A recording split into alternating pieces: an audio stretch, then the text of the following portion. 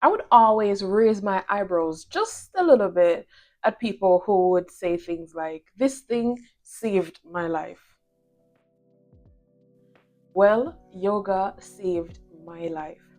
In this video, I'll be sharing with you how I'm applying yoga as a tool to healing myself. My name is Yardie Yogi. I am a student of yoga and I teach. I'm an aspiring life coach and public speaker. I am an immigrant, I'm Afro-Jamaican, and I am dedicated to making resilience healthy and sustainable, especially for melanated women. So before we go any further, what is yoga? Yoga is an applied science with the aim of connecting the mind, body, and spirit. When a lot of people think yoga, they only think of the physical practice, the asana, but that's only one aspect. All right, when we're in our physical practice, whatever we learn, whether that's strength, flexibility, ease, peace, rest, whatever it is that we acquire during our physical practice, yoga is a thing where we can take it off our mat with us and then apply it to our minds and our spirits so that we can better navigate the challenges of this life. So, in essence, yoga is really about finding that calmness and stillness in your mind so that you can know your true self. And with me being who I am, who I've always been, that's just right up my alley. So, why do I even need to heal? And why do I need to use yoga to heal? So, we're all living and experiencing this human life. We accumulate pain and tension in our bodies just by lived experiences. So everything that we've been through, we hold it and we keep it. Sometimes we don't process it out of our bodies, And so I grew up as a Yardie turned Yogi, as a Jamaican in poverty in paradise. So these are the themes that have been consistent in my life. Poverty in paradise, abandonment, exploitation, lack of resources, living in a neocolonial and capitalist system. Still, there's a lot that we go through, especially as Black women. Oftentimes, we don't know breaks, but we know I am strong. I know I am strong. I know that quite well. I'm filling in generational gaps, starting from scratch with a desire to succeed. But we also have the presence of where we demonize rest. And that's just not sustainable for me. There's so much that has not changed in all the generations, and every generation has a chance to do things differently. I remember in trying to express my vision, got the download. We have got to do deconditioning programming. And I'm applying that to myself first. And whatever I learn, I want to share that with my audience, with the community that I'm trying to build. I've been quite spiritual ever since I was a little girl. Very introspective, intuitive, reflective, loving to be out in nature, always asking the bigger questions of why, how, trying to navigate this life in a way that feels right and in alignment with my soul. Even before I had the words to describe all of that. However, we grew up, right? As we grow and we get older, we get conditioned. We take in beliefs and thoughts and ideas as to who we should be. We're conditioned, yes?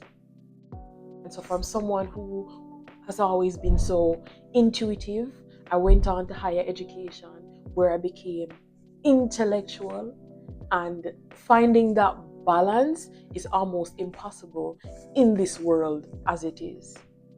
And so now my fight is to reject anything that tells me to suppress the inner voice, to suppress your true self, to walk a path out of alignment, disconnected, to suppress the God in us, to suppress nature, suppress that natural order. I have a problem with that. So we are struggling, not just me.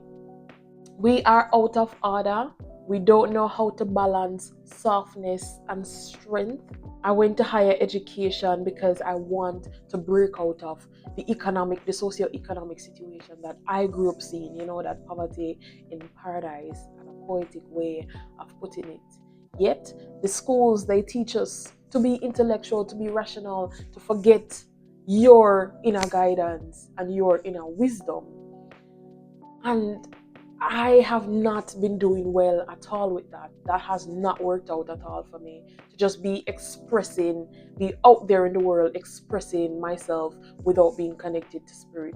That's an imbalance. And that's why yoga as a healing tool has been so transformative in my life, because it's not just a mental practice, it's not just a physical practice, it's mind, body, and spirit. And that's what makes us who we are as full human spiritual beings. We don't live in utopia. We actually exist in a neocolonial capitalist system. And so we are expected to show up and be productive members of society. I have no problem with that. I have a problem with that when it is to the detriment of my health and my well-being. And so personally taking my own healing into my hands is the first step in trying to create the reality that I know that I want to live. And the lesson that I've learned on that journey, I learned that healing is a journey. It is not a destination. And I hope it's mandatory for all of us, but it is still a personal decision. So in learning that I need to learn how to balance softness and strength, I had to get clear on my why, what motivates me. Why would I want to keep living? Why would I want to experience a different feeling then? The first reason is that I need to break out of poverty. I need to break generational gaps, lacks. I don't even want to call them cycles and patterns. But yeah, get rid of that generational lack. That lack is just a feed. Secondly, by doing that, I'm co-creating the life of my dreams. I'm co-creating my reality with my higher self, with God, with the Most High. And all of that it's very spiritual. Yes, we have to show up in the physical, but it is very spiritual, because I want to leave a legacy of love and liberation for any generation that I'm going to leave on this earth. I want them to have and know what self-determination actually is. My work in my lineage is to get rid of a certain level of survival. We're tired of that. That has to go. We want self-determination. We want self-sufficiency. We want sustainability. We want softness. We want safety. We want stability. All of them S's, and sophisticated living in all of that. Simply put it, a simple, soft, sophisticated, safe, and sustainable lifestyle where we're living according to our truest purpose and in fulfillment. So Jade, how do we do that? How exactly do you do that? Well, I'm doing that by embodying rest. Yes, I said it, rest. So we're going to learn how to rest so we can reflect, so then we can rise. It's very important then to stay open to discovery, having a learner mindset, a growth mindset, where you're always curious to explore, experience, experiment, and expand.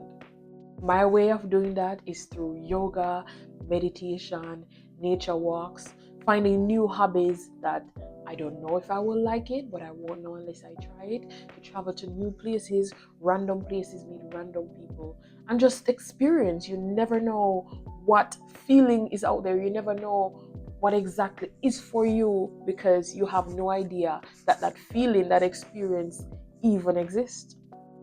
I hope this makes sense to you. I wanted to share how I'm using yoga to heal myself as a Yardie turned yogi. So to recap, we all go through pain and tension. We all accumulate that stress and sometimes store those lived experiences in our bodies. So we have to learn how to release, how to heal. We're coming from different environments with from personal challenges to communal challenges to systemic challenges, and all of these things we can store them in our bodies. So it's very important to learn how we can release mentally, physically, and spiritually, and to recognize that we're all going through this, we're all feeling this, we're all human beings, and so it's all interconnected. So from your mind body spirit connection, you're also connected to other people. We're all a part of this larger life force energy. And the world being what it is in its capitalist nature, in its greed and evil and exploitation, it needs us to be disconnected from self. So when you have this awareness, truly, you know that you perhaps have a spiritual mission like myself. We do not have a choice.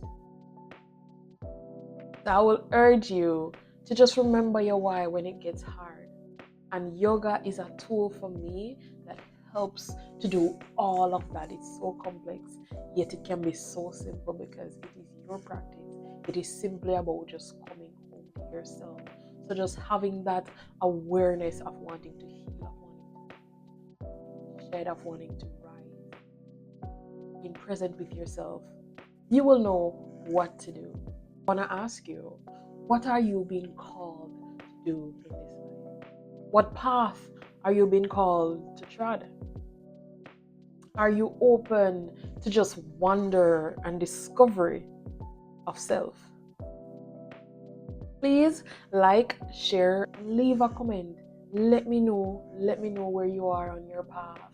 I'm just trying to find my community. Sharing my voice is the way to do that. I'll see you in